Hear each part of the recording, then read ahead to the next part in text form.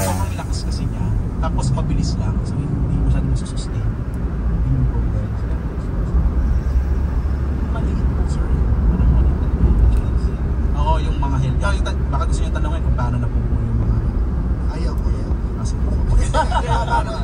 Yung interesting yan kasi ganito, yung ano, kaya nagkakaroon ka ng mga tipak ng yellow, hailstone yung tawag natin. Technically kasi pag nag-evaporate yung tubig, tapos bago siya pwede siyang maging ice crystals or dahil nga pag mainit, naging water droplets. Now, kapag sobrang severe yung thunderstorm, nangyayari ito sa Marikina sa mga cases.